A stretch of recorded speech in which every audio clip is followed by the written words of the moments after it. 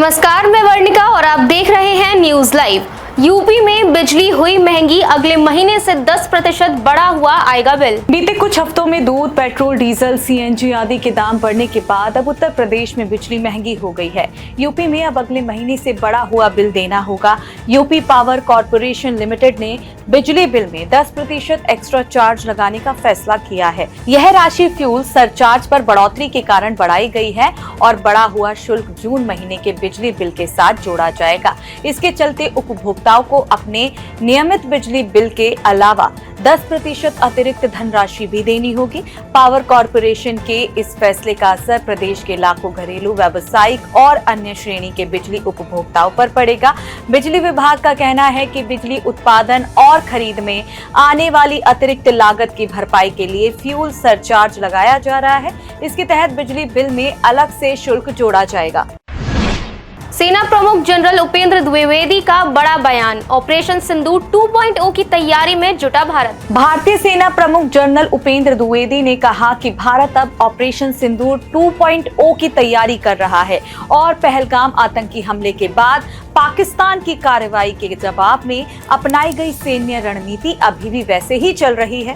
सेना प्रमुख ने यह भी कहा कि हम और मेहनत से युद्ध की तैयारी में 24 घंटे जुट गए हैं। समाचार एजेंसी ANI से बात करते हुए सेना प्रमुख द्विवेदी ने पाकिस्तान का नाम लिए बिना भारत की सैन्य तैयारियों को रेखांकित करते हुए कहा कि यदि कोई नया अभियान आवश्यक हुआ तो न केवल सेना बल्कि वायुसेना और नौसेना भी तैयार है। जनरल द्विवेदी ने कहा कि युद्ध तभी सफल होता है जब पूरा राष्ट्र एकजुट हो और सूचना देने वाले लोगों पर भरोसा करे। युद्ध क्षेत्र इतना पारदर्शी है कि हर गतिविधि की जानकारी दूसरी तरफ होती है, इसीलिए हमें अपनी तैनाती, उपयोग और सीमावर्ती क्षेत्रों में अपने सैनिकों के साथ साथ नागरिकों की सुरक्षा के लिए आवश्यक उपायों पर बहुत सतर्क रहना होगा। कर्नाटक में कांग्रेस विधायक दल की बैठक आज, deputy CM DK Shivakumar चुने जाएंगे नेता। कर्नाटक में आज शाम कांग्रेस विधायक दल की बैठक होने वाली है, जिसमें deputy CM DK Shivakumar को औपचारिक रूप से नेता चुना जाएगा। विधायक दल की बैठक में पर्यवेक्षक के रूप में कांग्रेस के संगठन महासचिव KC वेणुगोपाल और कर्नाटक प्रभारी रणदीप सुरजेवाला मौजूद रहेंगे। माना जा रहा है कि विधायक दल की बैठक में सीएम सिद्धारमैया खुद DK शिव कुमार के नाम का प्रस्ताव रख सकते हैं। नेता चुने जाने के बाद DK शिव कुमार राज्यपाल से मिलकर सरकार बनाने का दावा पेश करेंगे। माना जा रहा है कि इसके बाद DK शिव कुमार दिल्ली जा सकते हैं। वहां वह कांग्रेस हाईकमान के साथ नई कैबिनेट के गठन और मंत्रियों के चयन को लेकर अंतिम दौर की बातचीत करेंगे। वहीं संभावित मंत्रियों की लिस्ट में सिद्धारमैया के बेटे यतींद्र, AS पोन्नन्ना, G परमेश्वर, MB पाटिल और प्रियांक खरगे आदि का नाम शामिल बताया जा रहा है। बांग्लादेश बॉर्डर पर फेंसिंग के लिए जमीन दान दे रहे हिंदू, बताया देश की सुरक्षा का मसला। भारत बांग्लादेश बॉर्डर पर फेंसिंग का काम तेजी से चल रहा है। इसके लिए हाल ही में बंगाल सरकार ने आवश्यक जमीन के दस्तावेज BSF को सौंपे हैं। इसके साथ ही कूच बिहार जिले के माथाभंगा ब्लॉक के सदग्राम मानबारी इलाके के 3 निवासियों ने सीमा पर बाढ़ बंदी के लिए स्वेच्छा से 33 डेसिमल जमीन दान की है। इनका कहना है कि बॉर्डर पर फेंसिंग नहीं होने की वजह से घुसपैठ और तस्करी होती रही है। जमीन देने वाले विकास राय ने कहा कि उन्होंने गांव की भलाई और देश की सुरक्षा के लिए जमीन दान की है।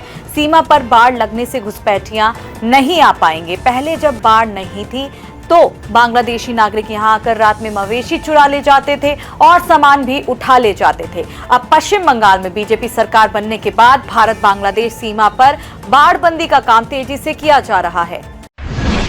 बिहार की पूर्व CM राबड़ी देवी ने दी मुख्यमंत्री सम्राट चौधरी को चुनौती, कहा खाली नहीं करेंगी सरकारी बंगला। बिहार सरकार ने पूर्व मुख्यमंत्री राबड़ी देवी को उनके सरकारी आवास 10 सर्कुलर रोड को खाली करने का अल्टीमेटम दिया है। इसके जवाब में राबड़ी देवी ने कहा कि वह बंगला खाली नहीं करेंगी। पटना एयरपोर्ट पर मीडिया से बातचीत में राबड़ी देवी ने बिहार सरकार को चुनौती देते हुए कहा कि वह किसी भी कीमत पर अपना आवास खाली नहीं करेंगी। राबड़ी देवी गाजियाबाद में अपने पोते इराज के जन्मदिन समारोह में शामिल होने के बाद पटना लौटी थी।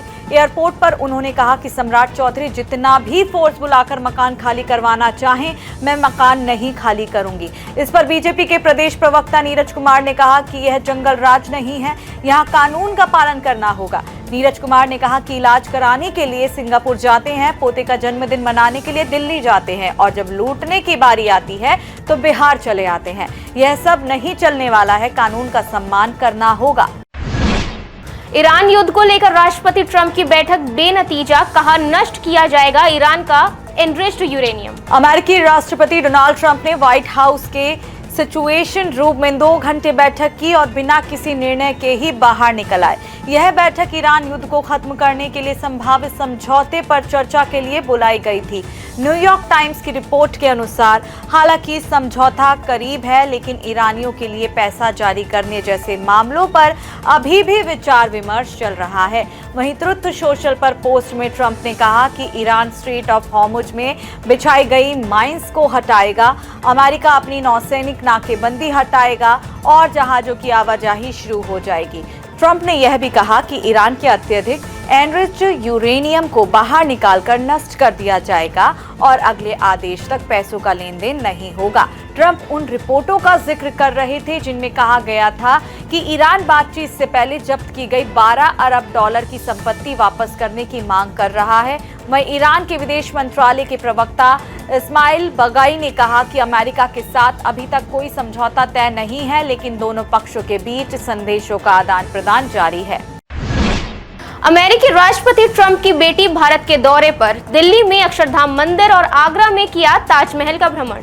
अमेरिकी राष्ट्रपति डोनाल्ड ट्रंप की बेटी टिफनी अपने पति माइकल बुलोस के साथ भारत दौरे पर आई है। टिफनी ने दिल्ली में अक्षरधाम मंदिर में दर्शन किए और उसके बाद वह आगरा पहुंची और ताजमहल का दीदार किया। ताजमहल भ्रमण के दौरान उन्हें ताजमहल के इतिहास, निर्माण और इससे जुड़ी खास बातों की जानकारी दी गई। ताजमहल के भ्रमण के बाद टिफनी आगरा के प्रसिद्ध होटल अमर विलास पहुंची और वहां लंच किया। इसके बाद वह राजस्थान के जैसलमेर के लिए रवाना हो गई। टिफनी ट्रंप ने सोशल मीडिया प्लेटफॉर्म एक्स पर पोस्ट करते हुए अक्षरधाम मंदिर के अपने अनुभव को अविश्वसनीय बताया और मंदिर की संस्कृति, वास्तुकला और वहां के माहौल की सराहना की। वहीं अक्षरधाम मंदिर ने एक्स पर लिखा कि टिफनी ट्रंप, माइकल बुलोस और उनके दोस्तों का स्वागत करना उनके लिए सम्मान की बात थी। मंदिर की ओर से इस यात्रा को संस्कृति और विरासत को करीब से जानने का एक सुंदर अवसर बताया गया। आज के लिए बस इतना ही। कल फिर मिलेंगे देश और दुनिया से जुड़ी नई जानकारियों के साथ। तब तक के लिए देखते रहिए और सब्सक्राइब करिए IIMT मीडिया।